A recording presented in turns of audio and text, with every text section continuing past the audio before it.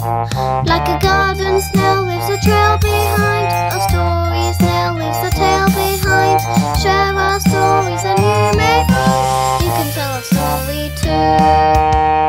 Well, hello everyone. Now, the Sunday in November that is closest to the 11th of November holds a very special meaning for us here in the United Kingdom. In fact, for everyone in Europe, if not the entire world, to be honest. And it's one of the reasons why I'm wearing this poppy. It's known as Armistice Day, and it's the day that marks the official end of World War I. Now, one of the storytellers on the Snail Tales team has a wonderful story from World War I, and so we asked her if she could share it with you today. She very kindly said yes and has invited you into her home to hear it. Her name is Jane. She's a fantastic storyteller here at Snail Tales, and so I hope when you meet her you will give her the same welcome that you normally give to Amy or me. I don't mean say hello Amy or hello Chip. I mean when you see her, say hello Jane. So here she is. Hello everyone, and thank you to Chip for introducing me. I'd like to tell you a story about a young man called Herbert. When my story begins, he was 24 years old. I expect you might know someone who's about 24. And Herbert had a wife and a little boy, but he couldn't stay with them because he had to go and fight in World War I. I'm sure there are stories in your family about people who went to war. You might like to ask your parents or your grandparents or even your great-grandparents if you have any. So Herbert left his wife and his little boy and had to go all the way to France to fight. The English soldiers were fighting the German soldiers. And one morning in April, there was a terrible battle. Now you have to imagine that Herbert and his English soldiers were hiding in a huge hole that bombs had made. And over here, the German soldiers were hiding from the English soldiers in another huge hole that bombs had made. And in the middle, there was an area of rough, torn ground called no man's land, because it didn't belong to the English and it didn't belong to the Germans. The battle began, and the soldiers came out of their trenches and fought on no man's land. Herbert was hit by a bullet in his arm and a bullet in his back, and a bomb went off very close to his foot and damaged it very badly. He fell to the ground and he lay there. Let's just close our eyes for a minute and imagine the sounds that we might hear. Are you ready? There's no voices, no footsteps, just birds, flies buzzing round him, and in the distance, the horrible sound of machine gun fire. Herbert was bleeding from his arm, his back, and his foot, and sometimes he would faint and go unconscious. Whenever he was awake, what do you think he might have tried to do? I think he might have tried to move, but found that he just couldn't, because he was in too much pain. He shouted, "Help me, please!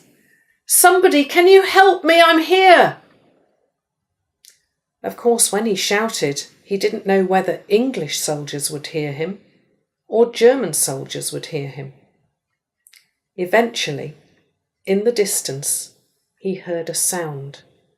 Can you help me make it? It was the sound of boots on the ground, very, very far away.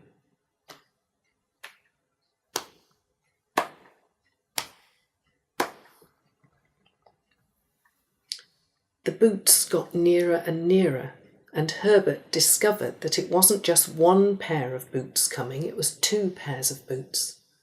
And he lay there, wondering who the boots belonged to. Eventually, the boots came even nearer, so we'll have to make the sound a little bit louder. You ready?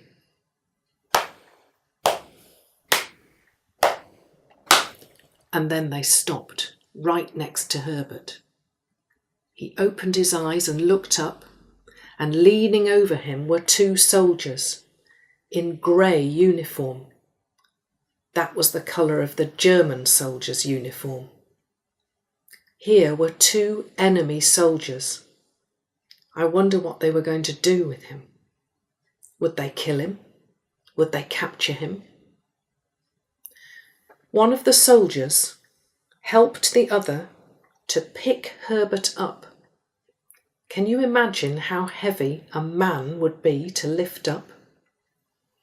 And one of the soldiers put Herbert over his shoulder and started to carry him. Not roughly, but carefully and gently, over that rough, torn ground with the holes that the bombs had made.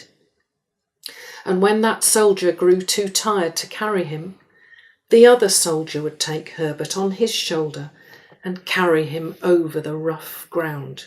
Herbert didn't know where they were taking him. They walked with Herbert for 2 miles.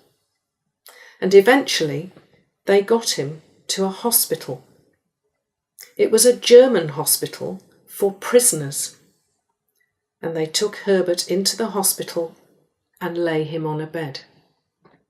Now Herbert was too poorly to thank them. He never knew who they were. A German doctor arrived to have a look at Herbert's wounds. He said. Well, we can remove the bullet from your arm, and we can remove the shrapnel from your back.